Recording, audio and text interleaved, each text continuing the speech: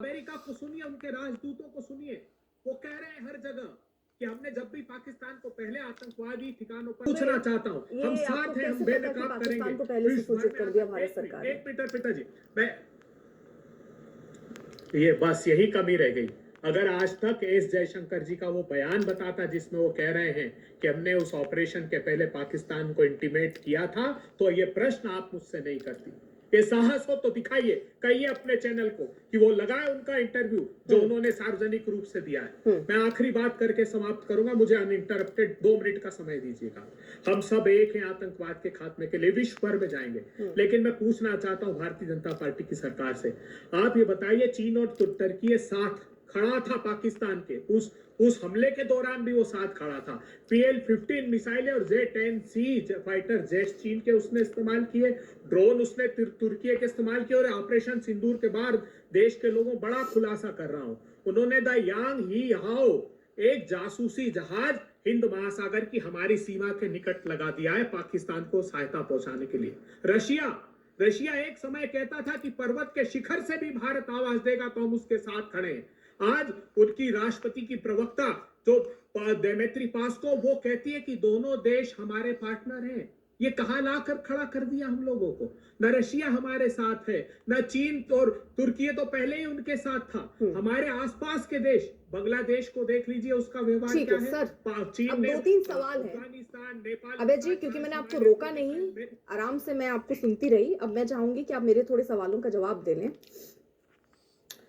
अगर मुझे आप ये बताइए, शरारती तरीके का व्यवहार सरकार का आपको लगता है? एक आपने लिस्ट दी, आपने 4 लोगों के नाम बताए, उनमें से एक नाम शामिल किया गया। कांग्रेस के कुल अगर मैं देखूं, आनंद शर्मा, शशि थरूर, सलमान खुर्शीद, मनीष तिवारी, 4 हैं।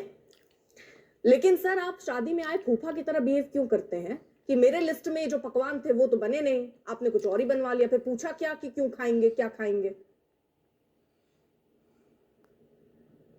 मतलब हमारे 26 लोगों को निर्ममता पूर्वक मार दिया। उसके पहले रियासी में जो हमला हुआ है ना, वो पहलगाम से बड़ा था। 50 सुनिए ना, घुमाइए मत, लगातार फायरिंग की, वो तो बस खड्डे में। अबे जी सुनिए ना, मैंने सुन लिया सर, बहुत अच्छे से। देखिए, आपको पूरा समय दिया। मैं आपसे ये पूछ रही हूँ, मेरा सवाल आपसे ये है सर, सुनिए ना, पहलगाम की घटना सबको पता है, देश इस वक्त क्या बात कर रहा है वो भी मैं ये पूछ रही हूँ। सीधा सा मेरा ये सवाल आपसे इसलिए था कि क्या इस वक्त राष्ट्रनीति जरूरी है या राजनीति? मान लीजिए आपके 4 नाम पूछे और उसमें नहीं शुमार किए, तो क्या उसको शरारती तरीके से व्यवहार बता देंगे आप इतना, या फिर ईगो हर्ट हो गया? शशि थरूर, ये समय दल ज्यादा बड़ा हो गया या देश ज्यादा बड़ा है? मुझे ये समझा दीजिए बस आप। मतलब आपके दल के जो नेता हैं उनको नहीं चुना गया, उसमें दल बड़ा है या देश बड़ा है? सर, आपको जरा भी दुख नहीं हुआ? इतनी घृणित विषय को आपने शादी और फूफा से जोड़ दिया। आपको नहीं लगा हमने गंभीरता से बात की है? भाई ये तो गंभीरता सर, वही गंभीरता में समझिए। क्या इसमें मुझे बता दीजिए ना, आपने 4 नाम दिए, आपने 4 नाम दिए, उसमें 4 नाम उन्होंने एक नाम रखा, तो उसमें शरारती व्यवहार कम से कम दल से तो पूछना चाहिए था, हमसे तो पूछना चाहिए था। तो इस समय क्या ये जरूरत है सर करने की, जब देश की बात हो रही है? इसी समय ये जरूरत है, क्योंकि भारत की सरकार क्या संदेश देना चाहती विश्व भर में कि हम सब लोगों का एक समन्वय है। और वो व्यवहार हमने दिखाया भी उस ऑपरेशन के दौरान, आतंकवादी घटना के बाद सबने दिखाया, सारे राजनीतिक दलों ने। अब वो समन्वय टूट गया है, क्यों रहे? ताकि ये संदेश देकर जाए कि हम एकजुट है।